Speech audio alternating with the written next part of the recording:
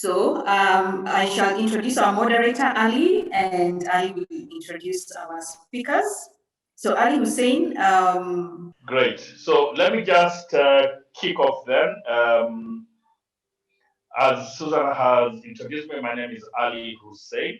Today we are really going to be talking about the future of digital, the role of artificial intelligence and machine learning in the whole marketing services space, brand building, conversations with customers, the whole spectrum. But before we go into these deep conversations, I would like to first introduce my panelists, Caroline Kendi.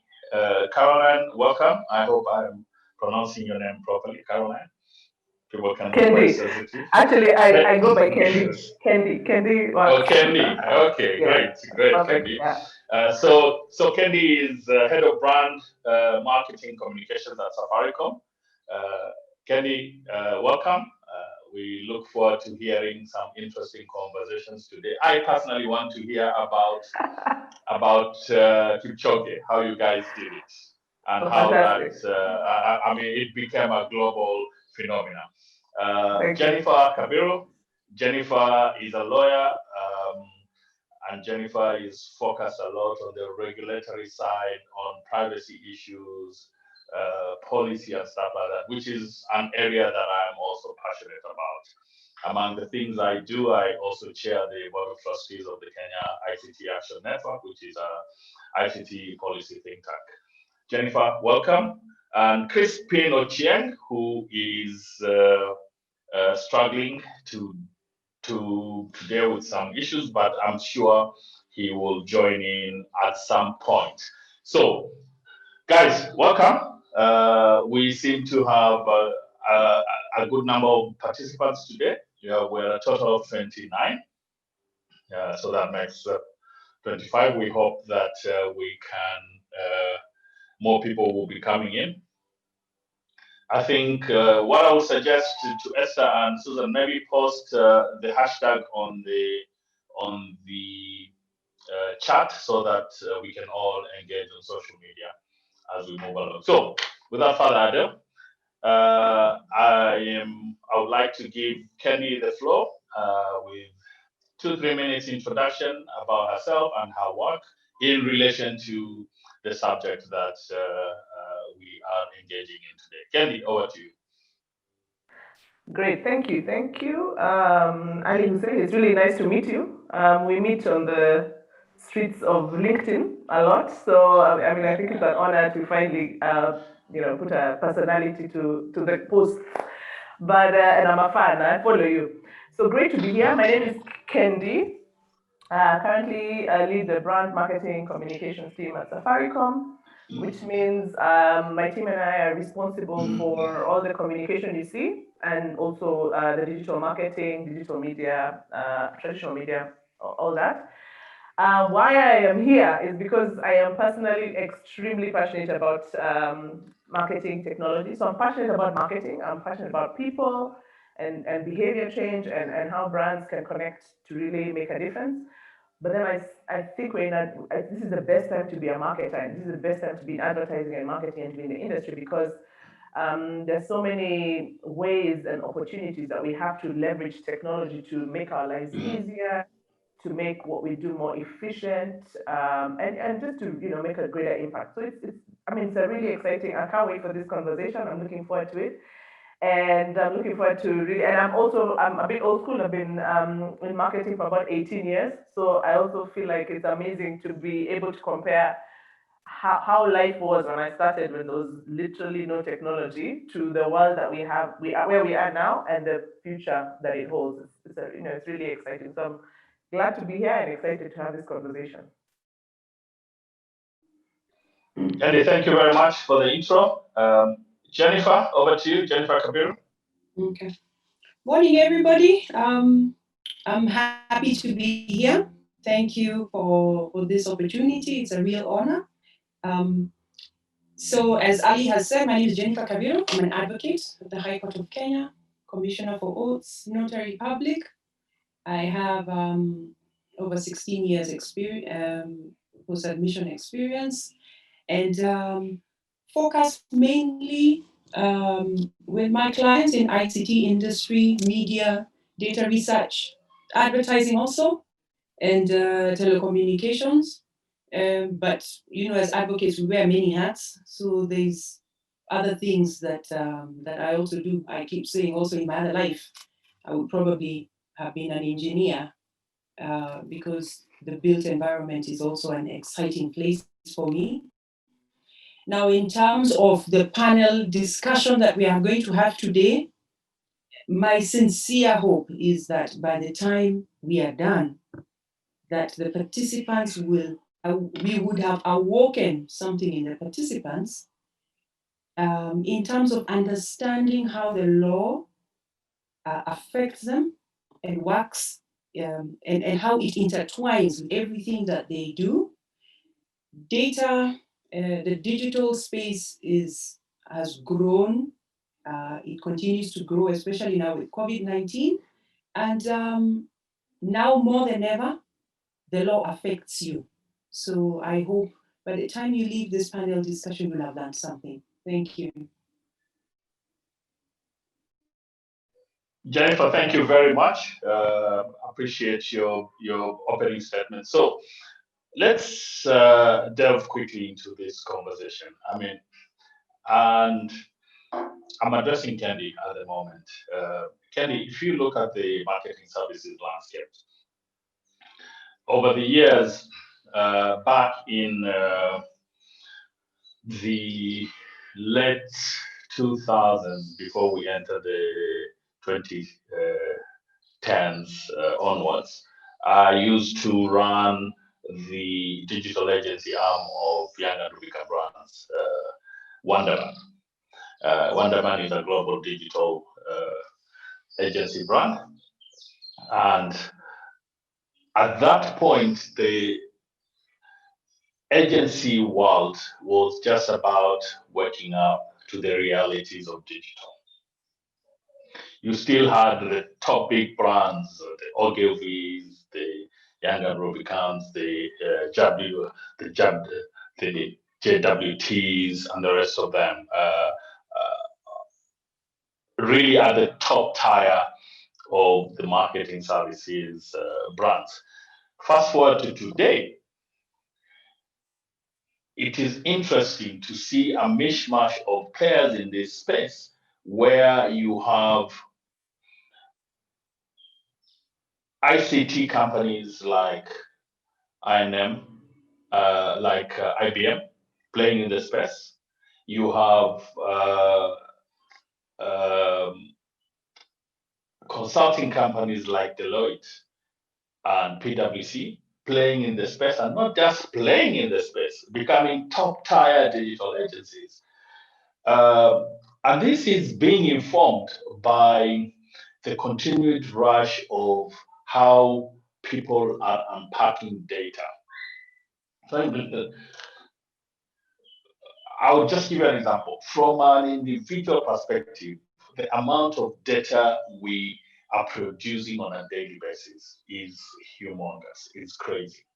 And the ability to be able to refine this data and unpack it for the betterment of the customer and ultimately for better profits for the organization seems to be something that the traditional agencies have struggled with. And in fact, they have sort of bridged the gap by acquiring some of these digital agencies. Looking at your position right now at Safaricom, your CEO recently said we are now moving towards becoming a technology company. And in fact, I was just having a discussion on LinkedIn a few days ago where I said, it's interesting where Safaricom is. You can't really tell. Are they a telco? Are they a bank? Are they now an insurance company? Are they now an investment arm? How is data playing a role in Safaricom towards achieving this goal of becoming a technology company? Kenny, over to you. Well, that's a really interesting question. So let me start by saying, I said earlier, I started my career 18 years ago, right? And what is it to when you're in marketing, when you're in business, yeah? At the end of the day, what is the importance of data? Data helps you make the decisions so that you're able to position your products and services to your customer that will get them to buy. Yeah, simply if I can simplify that. So 18 years ago, like I would not be able to tell you when you do a marketing plan. I started my career at Unilever, and I worked on Blue Band, so you put a TVC out, you put radio, and you put a billboard. So a good area, that I like to I talk about is outdoor, right? Because outdoor is one of the areas for the most number of years we'll be able to spend. We spend a lot of money on outdoor, but you're not really able to tell what is the return that you're getting on your investment, right? So I think the biggest role that data and generally whichever way you look at it, sometimes I think people are like, oh, big data, and it's like this ominous thing. It's information. Data is information about your customer, about their behavior that will influence how you position yourself so that they can buy you. The opportunity we have now is we have access to data real time that helps you make your decisions faster at a lower cost. I mean, obviously, you could get that information, yes, but you have to pay people and things like that. So, my view, especially when it comes to digital agencies and the whole, I think, agency model, let me call it the agency model when it comes to this world, the digital world we live in right now. I think there's a lot of convergence in roles, and ultimately first it's about the customer, yeah, and that's why we're all there. We're trying to understand who this customer is, and the customer is moving into this digital space. Now why you find consultants and IBM and those people coming in is because in a world of technology you need software solutions. You need to get you to understand what the behavior is and what people are doing. So the convergence between marketing, traditional marketing and agencies and creative and technology companies has become extremely important in efficiently reaching our audiences. Yeah, because at the end of the day, as a business, you want to get the biggest impact at the lowest cost. Yeah, that's why we're there in business. So that for me is why I see that. I think even internally within the business, there's a huge opportunity. IT and tech are usually that department nobody cares about. They just come and fix your laptop when it's not working. Right now, in the world that we're going to, those are the people who are part of your strategy, and they're sitting in our core strategy sessions because tech and is a key enabler of how we do marketing. So I think for me it's a great when I tell you it's a good time to be alive. I think there's so many aspects of marketing that and the marketing process that technology can impact and is beginning to impact in a very powerful way to get people to make decisions faster, sharper decisions. I mean, because of the data you have right now as a smaller business, the barriers to entry are much smaller. You can access whatever you want, and you can actually position yourself.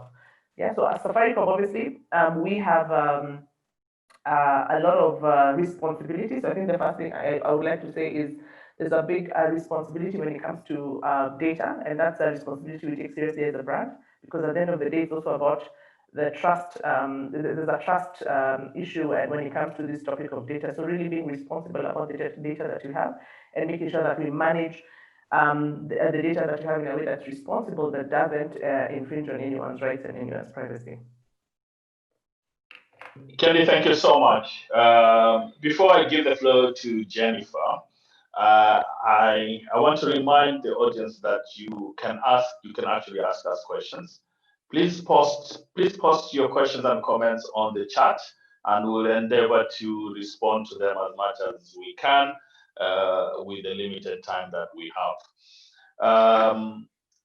Back to my panelists.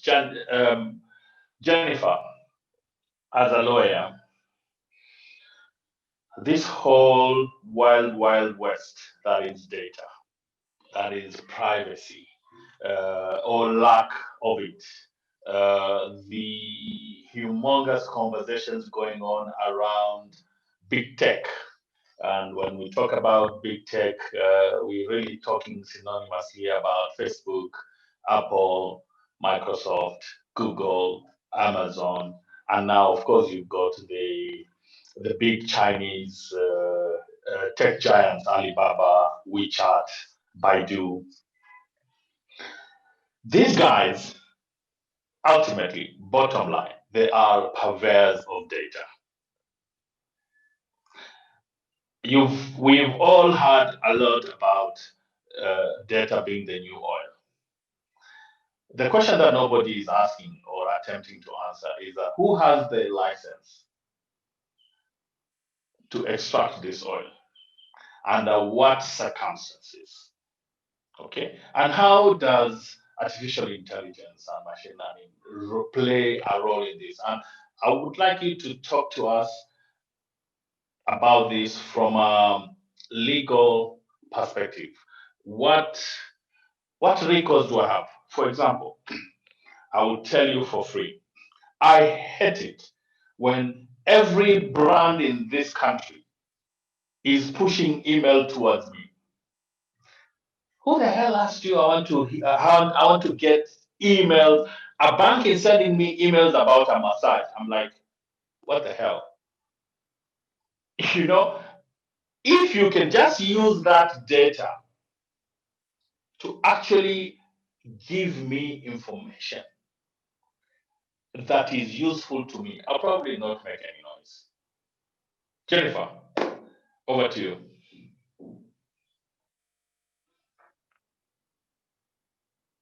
Sorry. Thanks, Ali. Okay, I've unmuted. Now, this falls within the space of data protection and privacy. Can you hear me? Am I loud enough? We can hear you.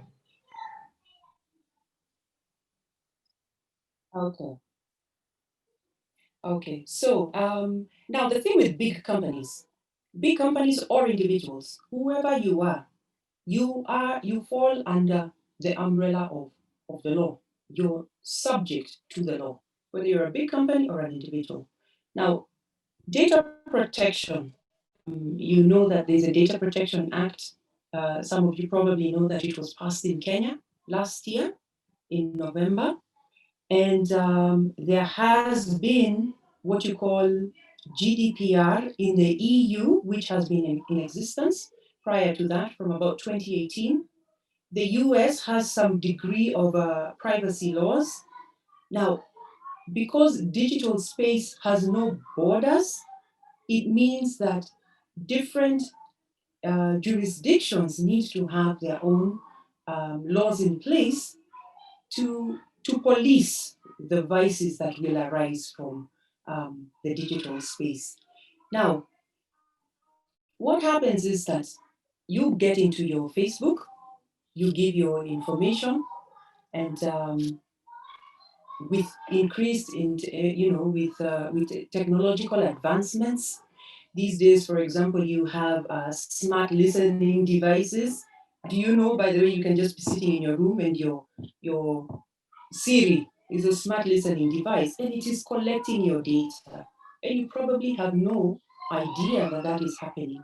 Now, you ask the question, who has the right to this data? Ultimately, at the end of the day, your data is your data. It's your private data. As an individual, you have rights. Now, what is a crime here in Kenya may not necessarily be a crime in the US. So it is incumbent upon us as private individuals to know what data you're going to put out there. Because if the law here in Kenya says that certain things cannot happen with your data, maybe in America it's different. It's not the same. So ultimately, the responsibility starts with you. But what is important to note is that as individuals, you have rights. You even have a right to demand that your data is erased. For example, for instance, you can actually contact Facebook and tell them that you no longer want your data or your information on Facebook, and they have to comply. And if they don't, there are penalties for that. You have a right to have accurate data pertaining to you put out there. You have a right to have it corrected. You have a right to insist that data is only collected for very specific purposes. So the bottom line is that data belongs to you as the individual, and you have rights attaching to that data, rights which cannot be taken away from you. However, that said, it is incumbent upon you to know where you're putting out your data and what you should not be doing with it. Let me give you another example. For example, you have a website, and I want to go in and see Ali Company Limited, what it does. But when I get onto the web page, there is a request for my personal data. Is that data necessary? Is it really important for me to put in my personal data to just go in and find out what Ali Company Limited does? So, as the company that is seeking to collect that data, you also need to be careful, because the more personal data you collect, the more liable you will be. So you just have to be able to balance out these things. In terms of artificial intelligence, um, the fact that there's so much data out there, they say that data is king, and data is used really by businesses to be able to make decisions. Um, Data basically is turning the world. It's turning the wheels in business. So what then happens is that with artificial intelligence, there are still also laws that regulate that. So it's not entirely a wild west. It used to be, but increasingly, as more countries put in place legislation relating to the digital space, then there's more control over how such data is is just passed around out there and transmitted from one person to the other, or one entity to the other. I hope kind of Jennifer, thank you so much for those insights. And I think for all of us and for our viewers today, uh, these are some of the takeaways that you must really take home. And for brands, you must also start understanding how important it is. If I am giving you access to my data, I expect you to treat it with respect. If you don't, one of these days, it will come back to bite you. And we are starting to see all these things happening all around us. I have a question from one of our participants, Cindy Macau. Can individuals clean up big data for free? Question number one. Number two, what software solutions do you suggest we in the agency world to use for big data insights? Uh, so, Cindy, let me attempt to answer that, and then I'll open the floor to my panelists too. One thing I can tell you is there's no free lunch. There's no free lunch. If you look at the big platforms, if you look at Facebook, for example, I used to teach a class, marketing in a digital world at the International School of Advertising run by Susan. And one of the things that I used to say, and I still say, you walk into Facebook, you are posting stuff, and you're saying it's all free. Let me tell you something. Remember these four principles of a marketplace, or pillars of a marketplace. The marketplace itself, which is Facebook in this case, the buyer, the seller, and the price. Sorry, and the product or service. Four, platform, buyer, seller, product, or service. So if you're not the platform, you're not the buyer, and you're not the seller, what are you? Just remember there's no free lunch, okay? At some point, you have to pay for those services. And we are paying. Look, the all these platforms, as I started by saying my opening statements, all these platforms are purveyors of data. Without us, they have no business model. So we must start taking control. of how our data is used. Your other question about uh, which software solution, there are many. There are data analytic platforms by Microsoft Azure, Cloudera, uh, Oracle. There are many. AWS also has. You also have smaller startups that are looking at data analytics. So, you know, you can have assistance in this place, but you must start with a strategy. What is it that you want to use this data for? What are the insights that you're looking for? I don't know whether Jennifer and Kenny, you want to add anything to Yeah. that. Let me add on to that. I think the answer to your question is product. You are the product on Facebook. But I think I really love that provocation around data. I mean, sometimes I think we over romanticize what big data is. Yeah, big data just mean is random information, right? So the magic around data is not the data itself, but it's the insights that you can derive from the data. I mean, if you look at what Facebook have done, I mean, one of my favorite, at the risk of being a bit controversial, but one of my favorite documentaries is the one on is the Great Hack, yeah, on Cambridge Analytica, because I think for me that just speaks to the issue is not the data was there, the data was being put there, but why what those guys were doing, which was amazing, was what the insights they were getting from that data, and then how they leverage those insights to deliver on their objective, yeah, whether it was winning an election or whatever. So I think the most important thing when it comes to cleaning, and the thing about cleaning up big data, it's about just making sure you understand what you're trying to do, yeah, what are you looking for, and then with the data that you have, it's about what insights can you derive from that data that will help you drive your whatever business objectives you're driving. I'll speak as a customer. I think for me, and that's what I'm saying. Sometimes this conversation of data can become so omnious and so like people are listening to us, and it's all negative.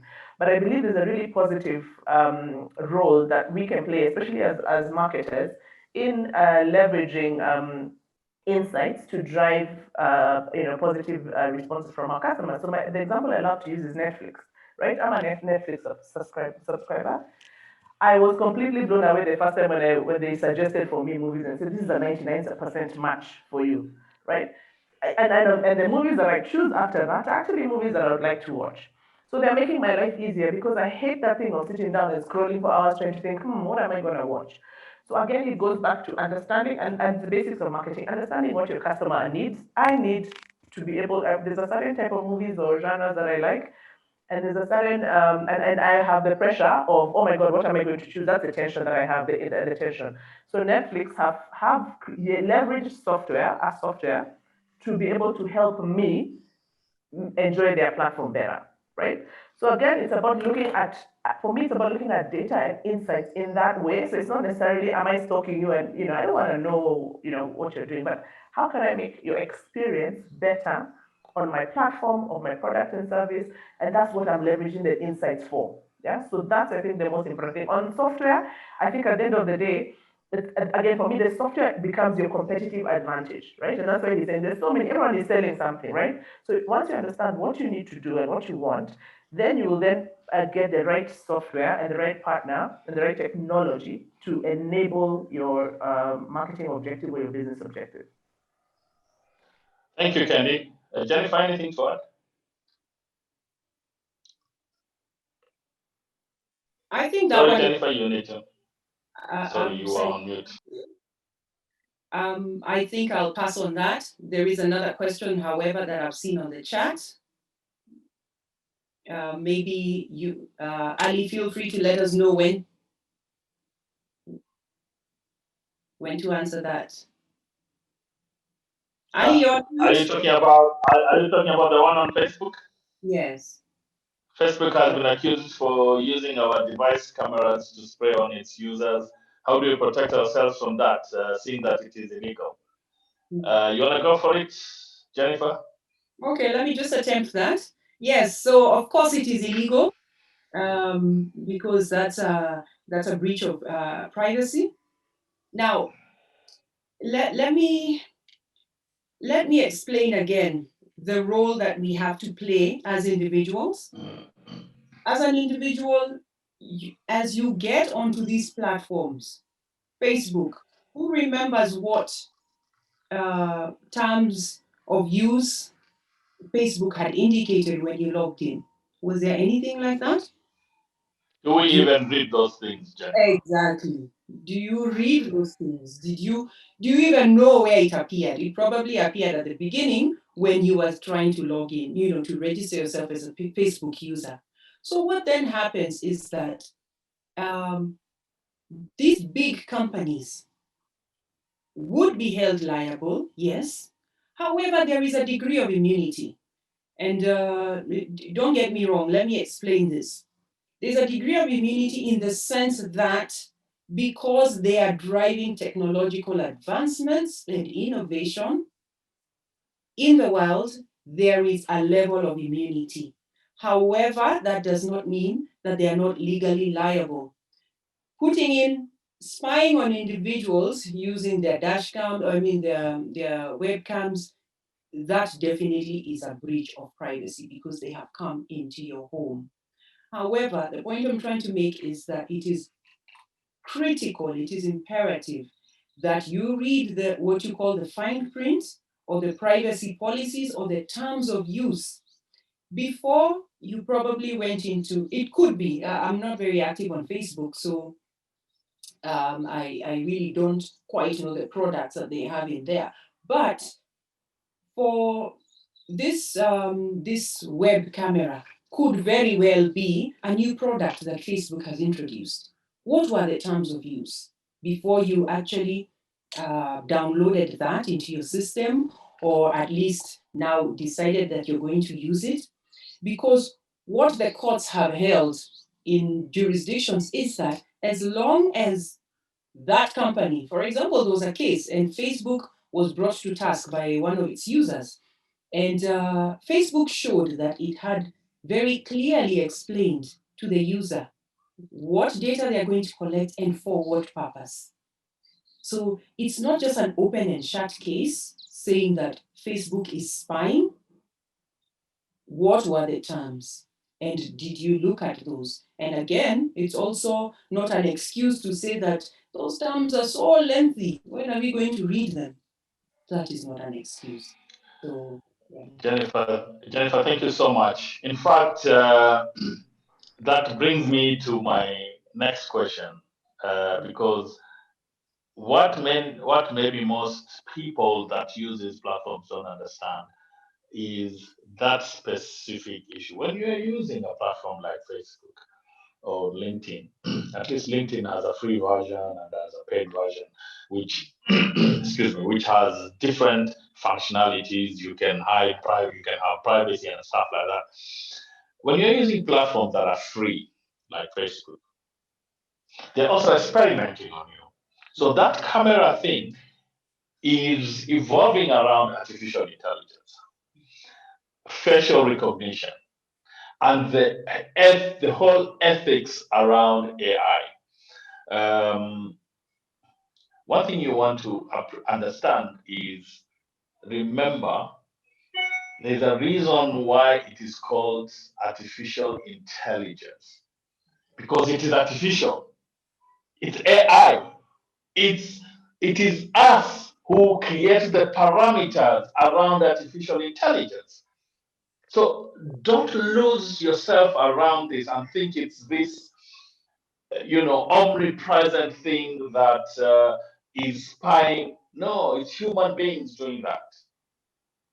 But we are getting to a point where now ethics are being asked around artificial intelligence. And in fact, Google is accused just recently, just a few days ago, of firing a researcher, lady called Timnit Gebru, an Ethiopian American, who has raised serious ethical issues around the research on artificial intelligence, from the carbon footprint of AI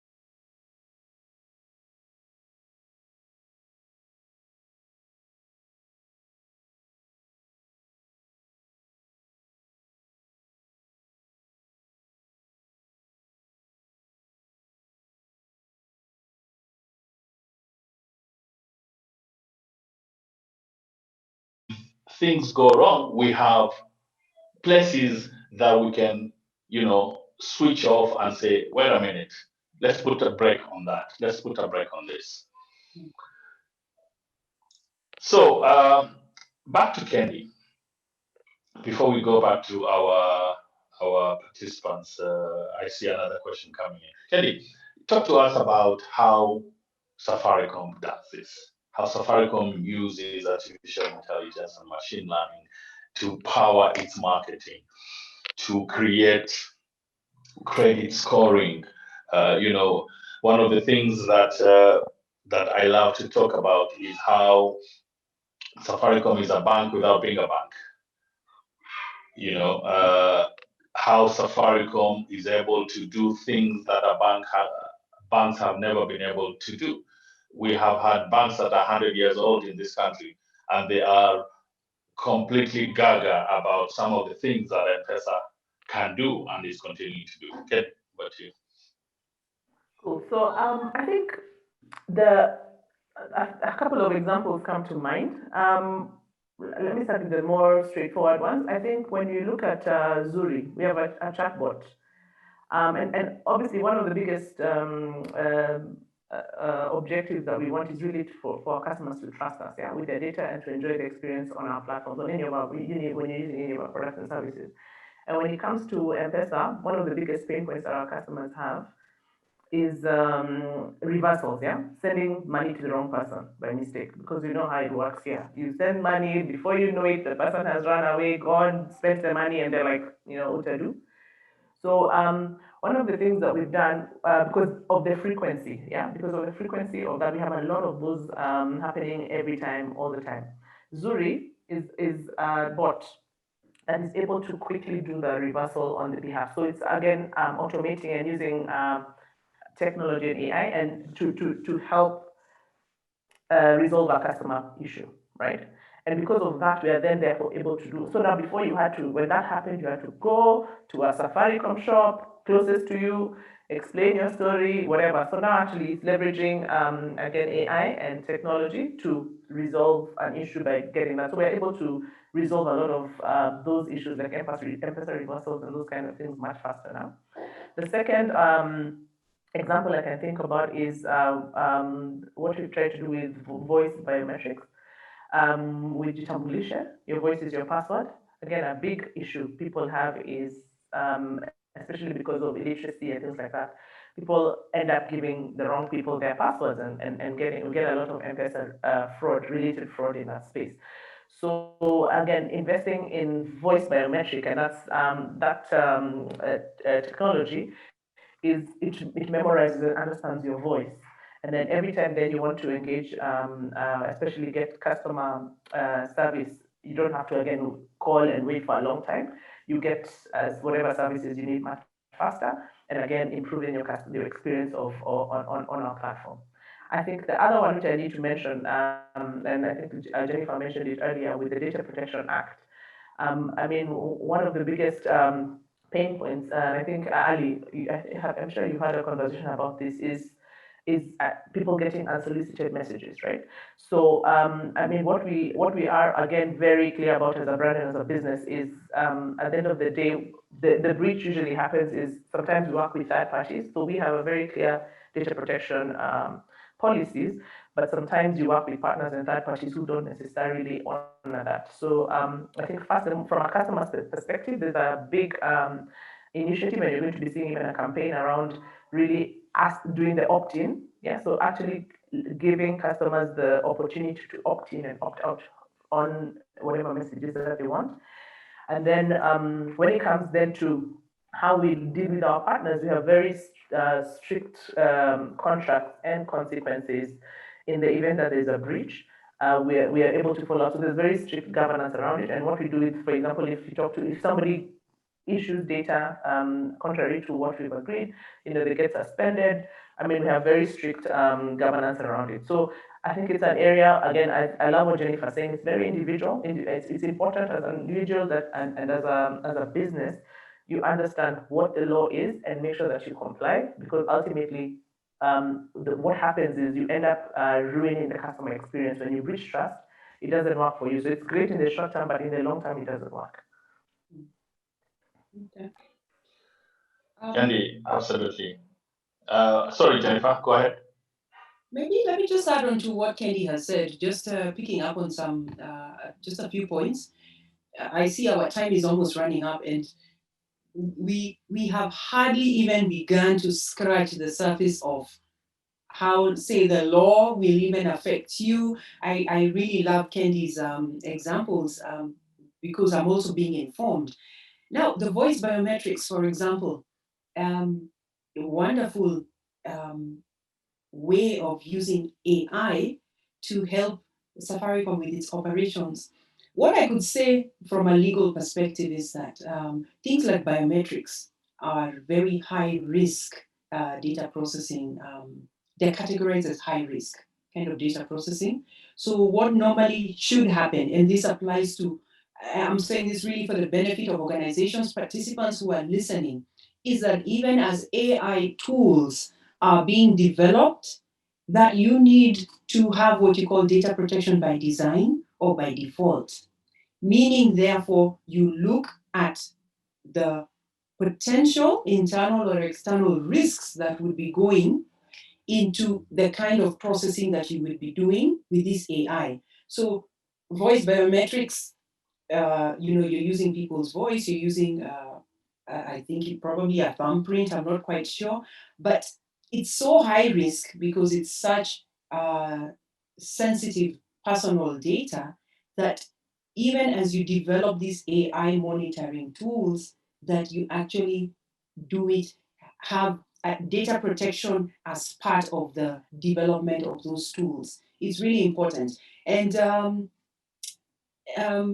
things like, okay, maybe just to add on to that is that because the penalties of not doing that are just astronomical. Candy mentioned that with the partners that they work with who are probably doing the data processing, they're suspended.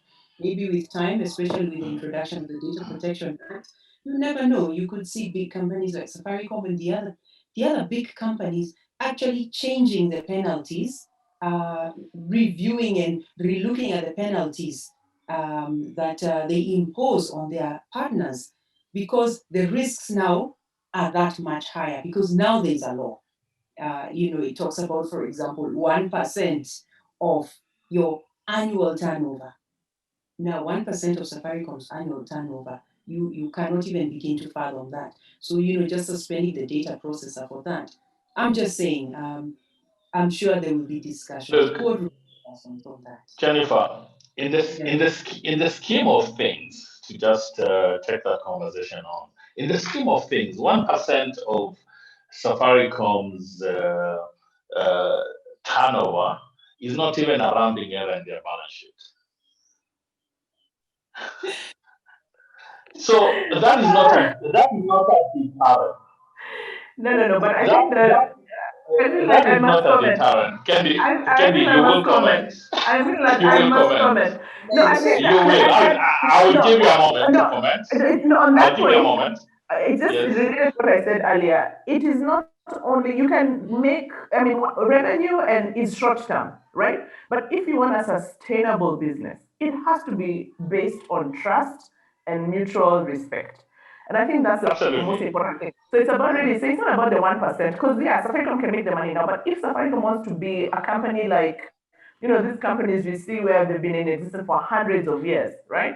These are the kind of fundamental, issues that you need to have that guarantee that sustainability. Or else will just be another business that just flash in the I pan. think the bigger point, Candy and Jennifer and participants, the bigger point is what is the potential for brand equity deterioration Yes. because of misuse of your customer data, because of lack of respect for privacy.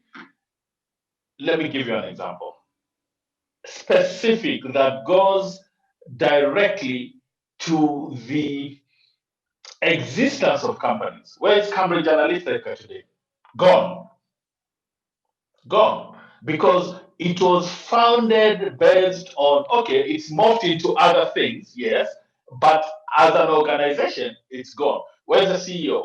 Where are the senior executives? Where are the founders? These are fundamental issues that brands globally must ask themselves. That's one. The other one is direct impact to your bottom line. When the story broke about Facebook's reluctance to curb Cambridge Analytica's misuse of data because it was giving them serious money, Facebook lost $31 billion in market value in one day. Now, if that's not writing on the wall, you want to wait for government to slap, fines on you, as we love to say in Kenya, vitu kwa ground is different. Government may take their own action, but your customers will work with their wallets. It's as simple as that. And I'm loving, for example, the measures that Safaricom is starting to take about these crazy, unsolicited SMSs that everyone seems to be throwing around. I mean, without due respect to my people in IT, I'm asking them, are these SMSs for the betterment of your customers or are they tender driven? The more SMSs you get, the bigger some supplier gets in terms of funds. I mean, it just simply doesn't make sense. Guys, there are a few more questions. I know we have 7 more minutes. So we will do one more question and then I will ask Candy and Jennifer for closing remarks. So there are questions on AI and ML in advertising. Is good because it targets customers based on their personalized data. My thought, in order to remain relevant, you need to involve the aspect of humanity, i.e., being creative and bringing new big ideas on the table involving social perspective. That question is from Isaac. Kenny, you want to attempt that? Yeah, I think it's a really interesting question. I think there's also a related question around the future role of media buyers in a world of Yeah. AI. And I think, the truth of the matter is, as we evolve into the digital world and as our customers, because at the end of the day, I keep saying the point is it's about being relevant to your customer, right? And being relevant to what they're doing. So as we evolve into the digital world, yes, there are some mundane tasks. So remember I said earlier, I started 18 years ago, and some of the things we used to do, were just mundane, like what you had to do to get the insight out of the data. Yeah, because ultimately we will mine through, and I think even Jennifer as a lawyer can tell you, one of the areas I think which needs really digitization and AI is in the legal space, right? Because it's just about documents and whatever, and you sit down and as assistant brand manager, I would sit there for hours on end trying to make a correlation between this data point and this data point so that I can pick the insight to do whatever marketing activity that I want to do.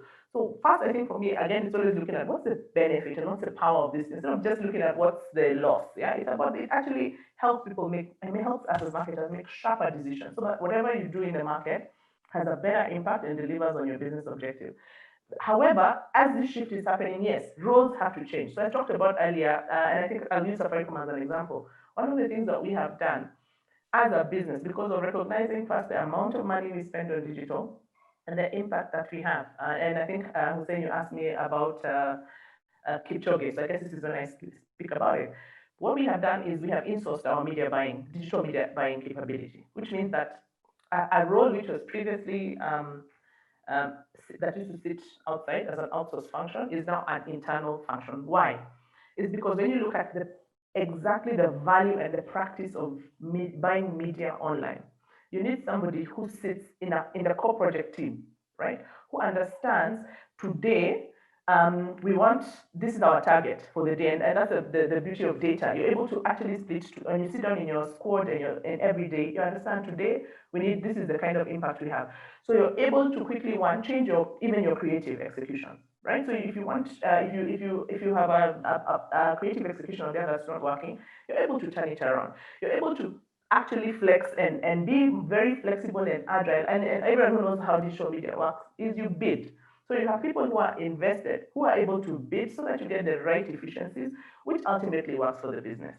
So I think what happened with Elliot was exactly that. First, it was a partner. It was a great partnership with Twitter because again, because of insourcing, we're able to engage directly with the big players, and we actually get them. We have partnerships to say, look, we want to spend this money on your platform. Tell us what's the best way. Give us input on what kind of creatives work. So we leverage their insights on what works on their platform to help us sharpen our campaign. So what we did with Twitter is, because of the partnership, they suggested it and actually said, you know what you can do is create this a Twitter emoji and we'll create it for you. So they created that emoji, and then that emoji is what we tagged to every hashtag on No Human is Limited, and that's how we ended up getting the 12 billion impressions. So it's about, so what I'm saying is roles are changing, right? But the work is there.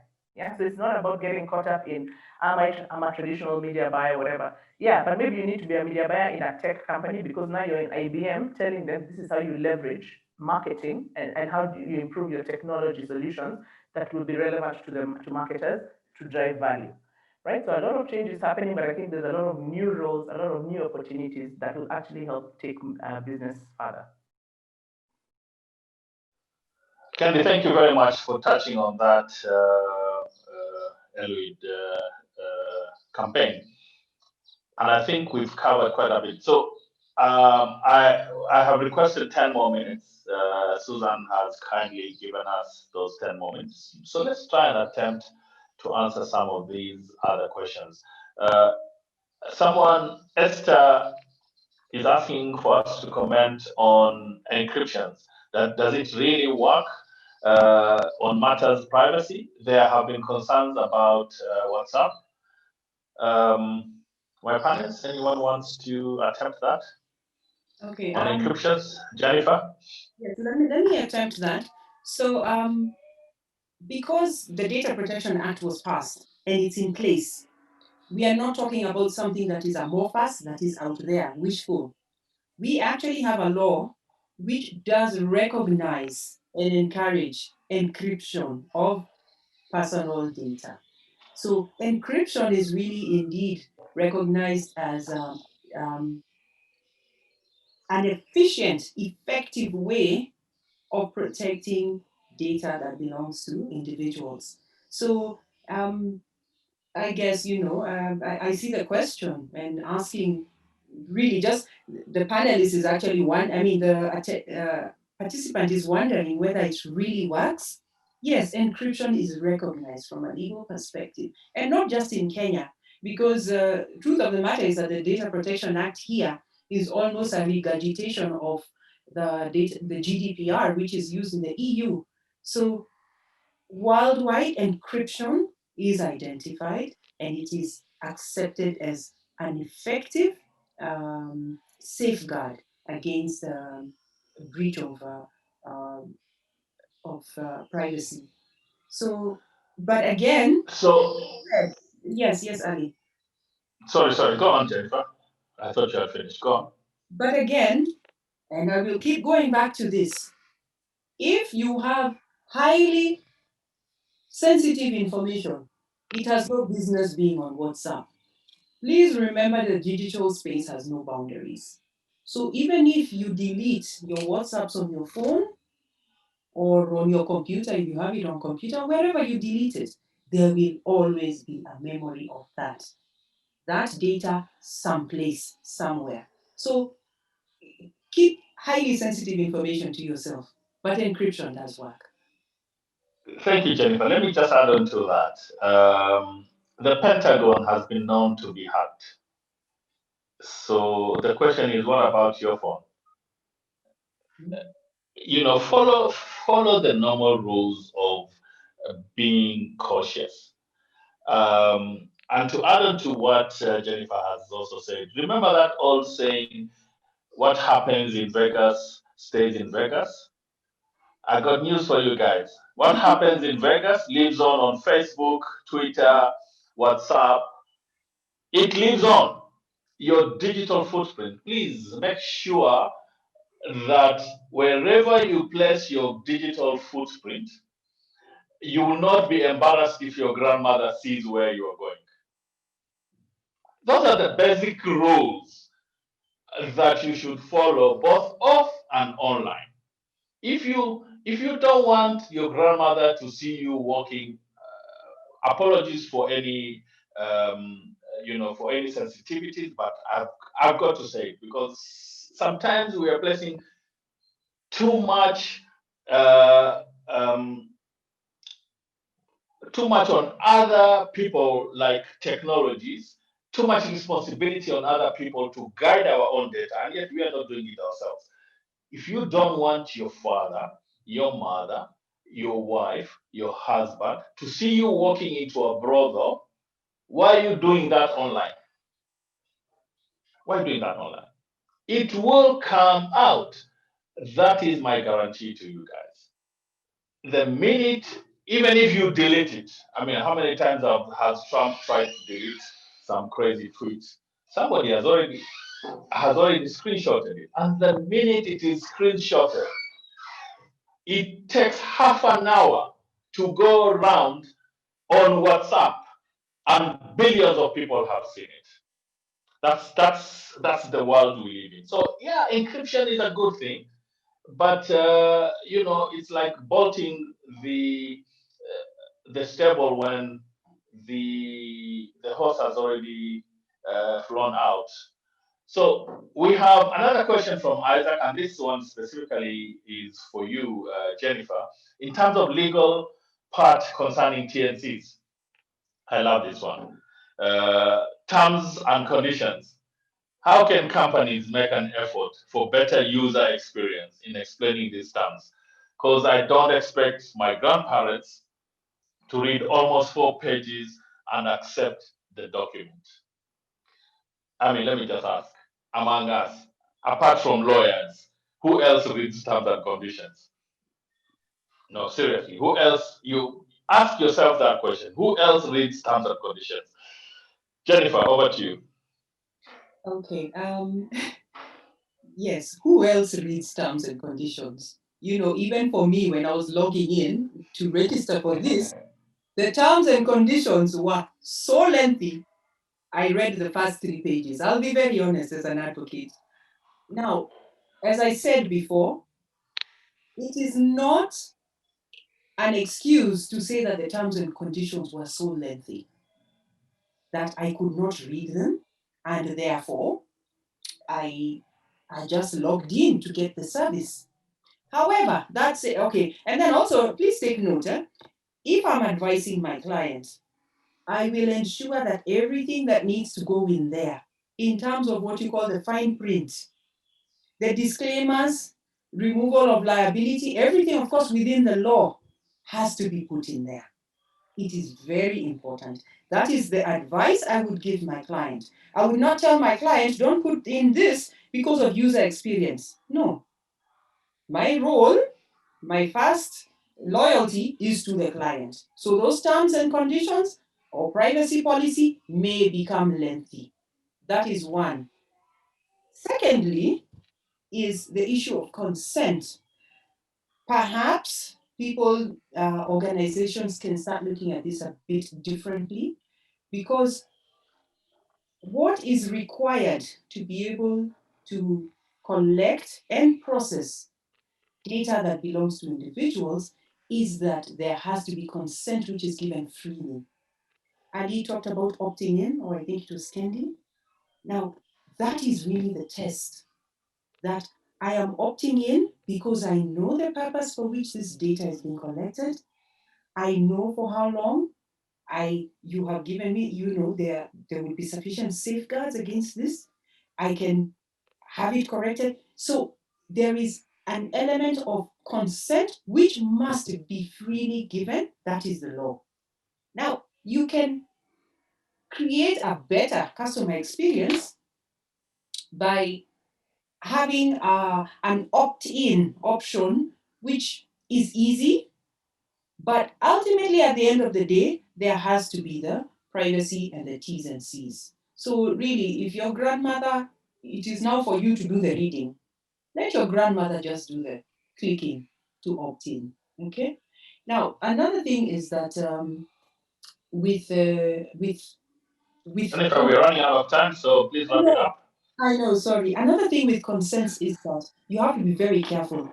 Actually, the law says that if you require me, me as a customer, to give my consent to the use of my data, however, that data is not necessary for the provision of the services that you're going to give me or for the performance of that contract, then that is not legal. That is not free consent. So you also have to be careful how you're framing this consent. If it's not needed, then it has no place being asked of me. Thanks. I think let me just add on to that because I think the Jennifer, legal, thank you. Jennifer has a clear responsibility, and I like what she said. Her responsibility is not user experience, but as marketing people, that is exactly where our responsibility sits, right? So I think it's about first making sure that we are clear about the partnership because yes, the legal people will give you the legal will cover you from a legal perspective, but ultimately, and I like what Ali said earlier, is at the end of the day, when you talk about brand trust and you talk about brand equity, if your user experience is negative, people are feeling like you're trying to con them or you're trying to hide things under your terms and conditions, then ultimately it doesn't work for you in the long run. So I think a good example that we do as a FICO, because again, it's an important thing, is you'll see we do a lot of customer education, right? And that is a responsibility that we have taken to say, look, there are fraudsters out there. So I'll give you an example right now. In fact, we've just rolled out a customer education campaign during the festive season because there's a lot of spikes, and the data tells us there's a lot of spikes of fraudulent activity during the festive season. So now the responsibility that we have as a brand to our customers is to spend money and to create information that is palatable to them, that actually tells you you only receive numbers from 0722 00000. Pin yako siri yako. Hakikisha. Make sure you use Hakikisha to confirm who you're sending money to. Because I think it's a balance. You have to protect, there's a law that protects, but even as brands, it's our responsibility to protect our customers to make sure that they get a great user experience with us. If you do that, then ultimately that's how you end up getting the loyalty and the affinity, and that's how you end up being successful. Kelly, thank you so much for that additional insight. Ladies and gentlemen, we come to the end of our session today. I wish we had 2 hours. Susan, please take note. Next year, we need to have more time. These are interesting conversations, and guys are still keen to continue to have this conversation. So let's wrap it up, guys. Jennifer and Kelly, please take 1 minute to just wrap up, and then I'll come back. Jennifer and Kelly, please take a minute each to wrap up, and then I will hand it over back to Susan. Jennifer? Okay, just to summarize, as I said, there's just so much. We hardly even began to scratch the surface, but now more than ever, there is a law. It's no longer a situation where we're waiting for a data protection law. There is data protection law in place. We have to know it, understand it, and start putting things in place to ensure compliance for us as individuals, for us as organizations. People throughout this APA week have been listening in, and there's been a lot of talk about budget cuts. Now would actually be the time for organizations to sit down and see that previously we've not had a budget for legal and compliance.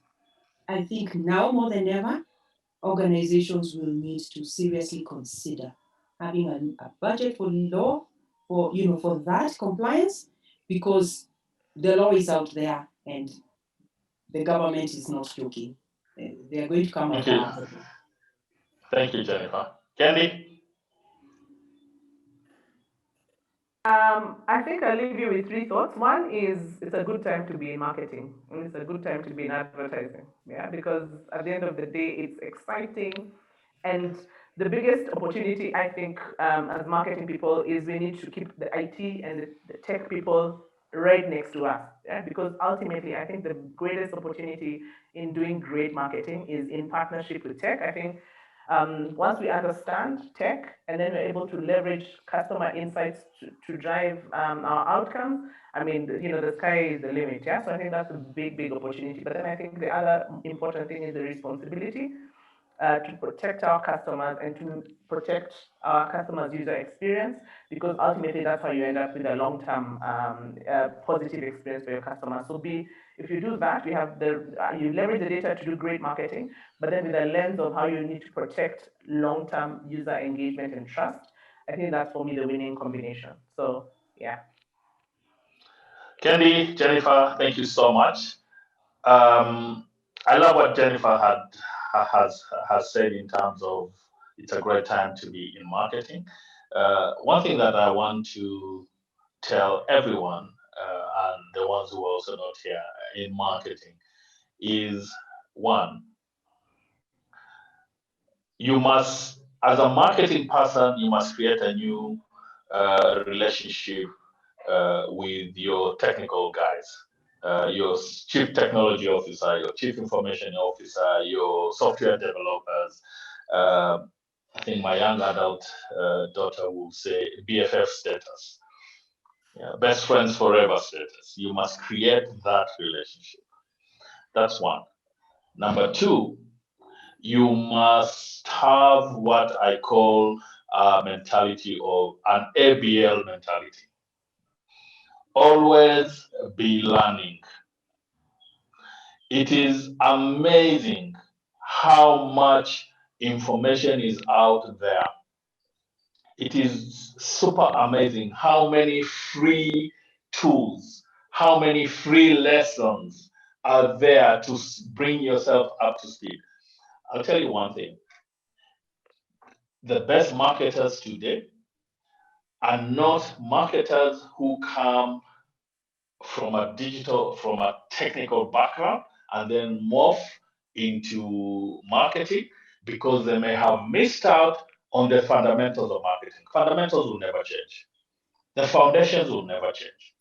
The best marketers are the ones who line up their fundamentals in marketing and then completely embrace technology.